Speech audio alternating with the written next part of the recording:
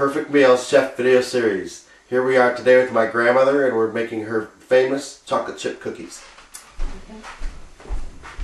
Okay, well, it's important that your shortening is soft, so I had it on the cupboard here for a little bit, and I have a fourth of a cup of butter and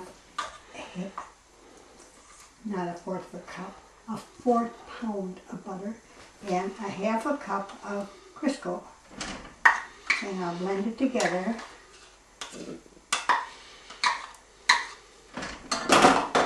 It's important that it's soft, otherwise it does a little hard to unthaw it, and you have your other ingredients in there.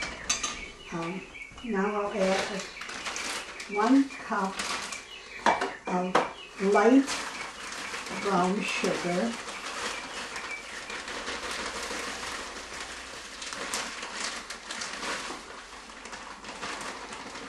It's firmly packed. And I like the light brown sugar better than the dark.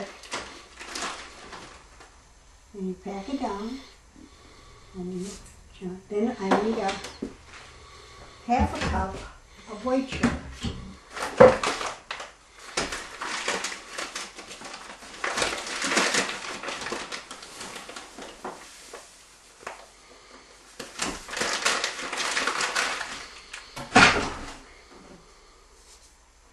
Okay, now I've blended up the sugar and the butter and the shortening.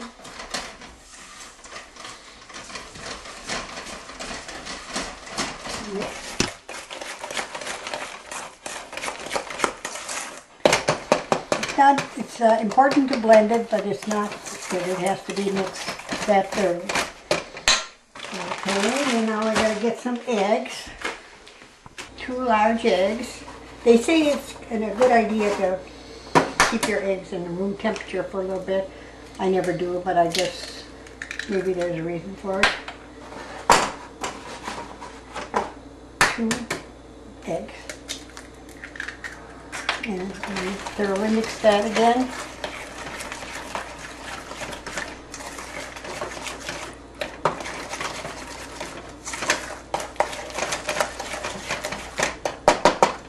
Then I've been making cookies for many, many years, and the chocolate chip seems to be the most popular. And because I always thought they were too sweet and the children liked it, I thought, well, let's put a little oatmeal in there. It's a good, nutritious food, good for the kids, and they liked it just as well, so I continued using it, putting 3/4 cups of Quaker oats, 3/4 cup, and I put that in right away so it blends.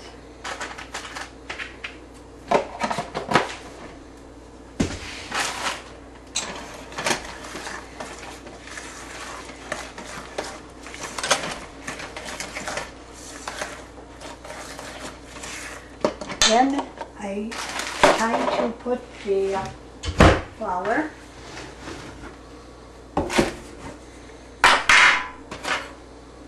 One cup of, actually it's 2 cups, but I put 1 cup in first with the baking soda and salt.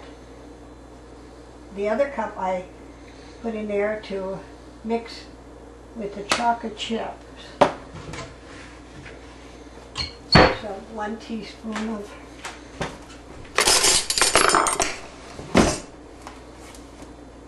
baking soda,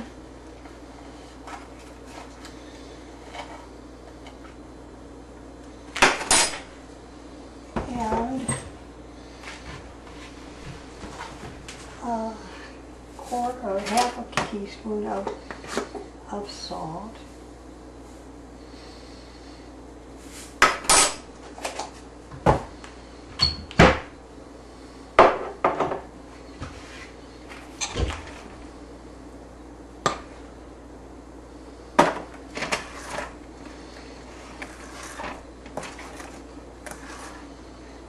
You try to mix this in quite thoroughly. And I put a teaspoon of vanilla, I know some cooks say real vanilla. I use imitation. It works just as good.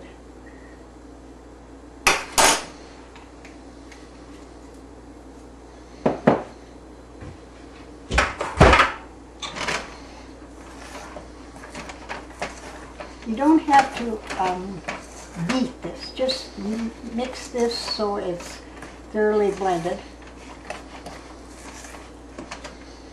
Now we take the other half of the other cup of flour.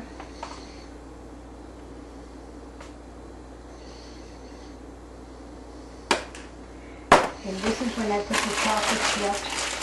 I didn't bring the scissors, so I gotta open this up. Flour, and then I'm gonna put the chips in. And I use a whole bag. Doesn't have to be Nestle's. Any brand is good. I like the milk chocolate, but this happens to be semi-sweet. But any chocolate chip that's either semi-sweet, there's a lot of flavors now, so you can have your choices. There's peanut butter, butterscotch, chocolate chip, and either semi-sweet, and milk chocolate is the favorite in our house.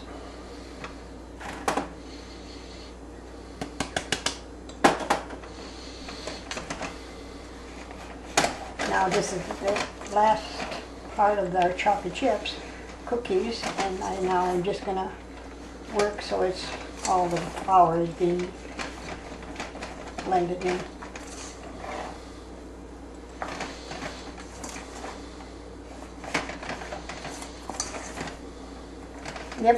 I never use a mixer. I think this takes care of it, making sure that you blend in the flour and chips. You turn your oven on for 350. If you want a soft cookie, you take it out in 12 minutes. If you want a crispier cookie, you leave it in a little bit, but watch so you don't burn.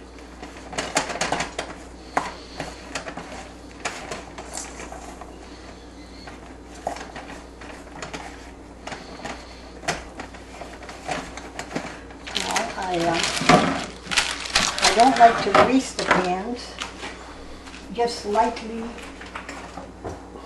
If they're Teflon, you don't have to. But I have some old pans, so it's probably a good idea to put a little sharpening on a paper towel.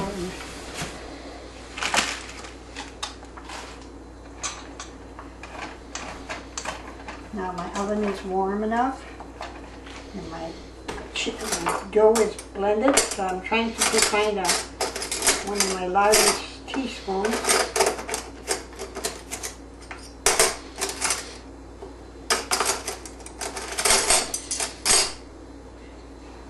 And you put a rounded teaspoon, or a little bit better, depends on how big you want your cookies. And shape them a little bit, rounded them.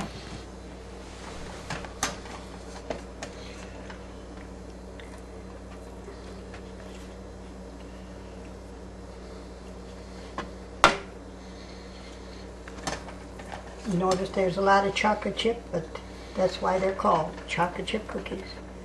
And it's a favorite of it. Put them in the oven, 350 oven.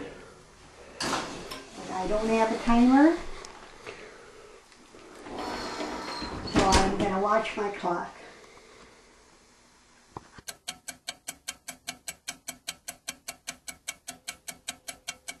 And here's Grandma's helper.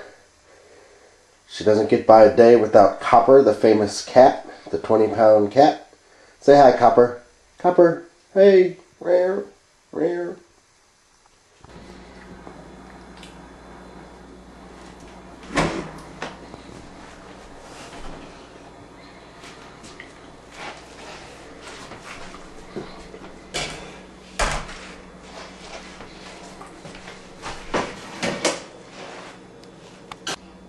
Always leave them set a few minutes until you firm up a little bit before you take them out of the cookie sheet, and then put them on the, whatever this is called,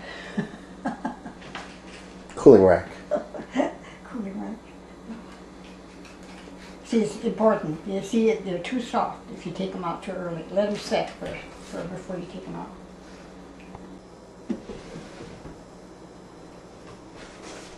This batch that we just made makes between 40 and 45 cookies, and we bake them between 12 and 15 minutes. You look at the color, and if you like a soft cookie, you just take them out a little bit earlier, and they look delicious. And here's the sign that says it all. Grandmas have the best hugs and cookies. And here's the 2 favorite grandchildren.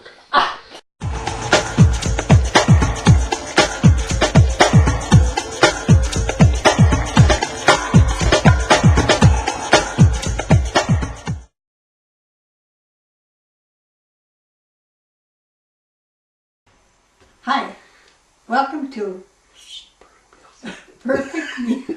Oh, these are good for the bloopers. I'll never say that. You come and say that introduction, and then I'll try to go from there. Okay. Let me see if I can get in.